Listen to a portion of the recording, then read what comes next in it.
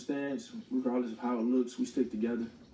And we've shown that throughout this first 6-week stint, and we just want to continue to grow.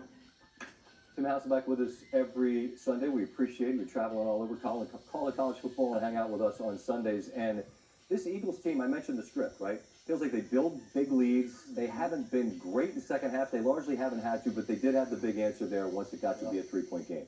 But if I ask you to show me one play that illustrates the ways in which the skill set that they've got and the scheme that they employ can really put pressure on the defense, what would you give me? I would show you one play, and I'd show it to you twice, because that's key, because they'll call the same play over and over again if they're good at it. Here's A.J. Brown. They're going to motion him. When Trayvon Diggs goes with him, which he does, here's Diggs following him. Now you know it's man coverage. Well, that's going to be important because this is an RPO. It's a run-pass option. Everyone's going to be blocking zone run. The linemen are going to block to the left, which means the backside defender here, in this case Micah Parsons, he has to squeeze it when the tackle blocks down. Now, as we run this, what they do is he's going to pull the ball out of the back's belly, and then here comes A.J. Brown. Now, watch here. They're going to run some traffic with Devontae Smith. Now, that's important because, remember, here's Diggs, who's covering Brown man-to-man. The quarterback basically blocks the best defender on the field, and that's Micah Parsons, with the decision to throw the football, and the man covering him, A.J. Brown, is nowhere to be found. That was a fourth down play early in the game. 3rd and 3, gotta have it situation. There's the motion for the man indicator. This time it's Jordan Lewis who was following it. Well, it's gonna be an RPO again, which means Parsons has got to squeeze down. Here goes A.J. Brown into the flat. And poor Jordan Lewis, he's all the way back here trying to cover him in man-to-man. And there goes A.J. Brown for the score. And so the challenge ends up being this. They can run the football. We've seen them. They've got a good offensive line.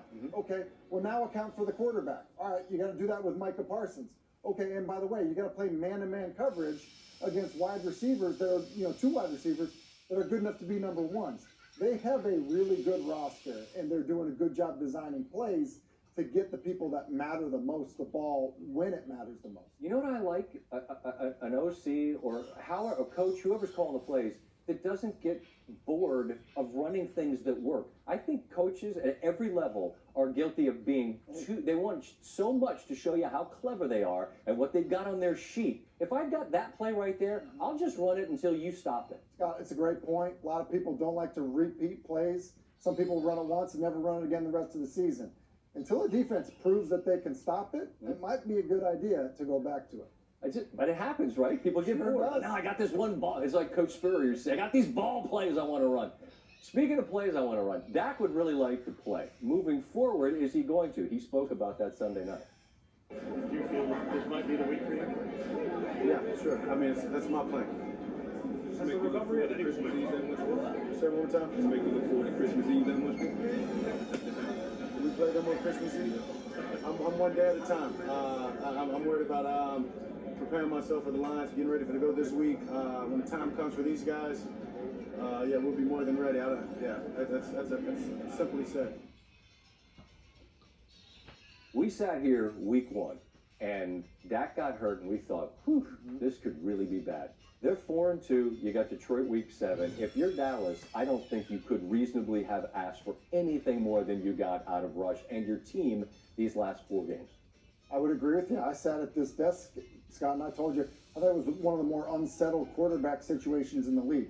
Cooper Rush did his job. Yep. If you're asking a backup quarterback to play 4 games and he splits those, I know, but right. if you're asking him to do that and he splits them and wins 2, he did his job.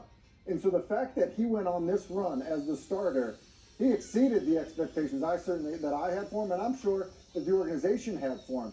And so to have the team in this spot with Dak returning and maybe being close based on what he looked like working out before the game, tonight, that's a big deal, and that's given them a chance in what is now a pretty competitive division. Yeah, and then if you're Philly, you're thinking, hey, that's great. You guys be happy about that. Your backup's good. We're 6-0. They look like the class of the NFC, don't they? They do. They do. We got more from you a little bit later. I want to get your thoughts on that Buffalo game against Kansas City.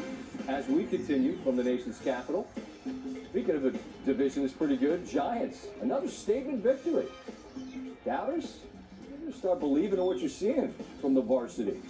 Tom Brady and Aaron Rodgers continue to struggle, continue to look for answers. We'll hear from both quarterbacks. And how about a Game 5 in the Bronx on Monday? New York forces it. What the history says about their chances of moving on. Looks pretty good.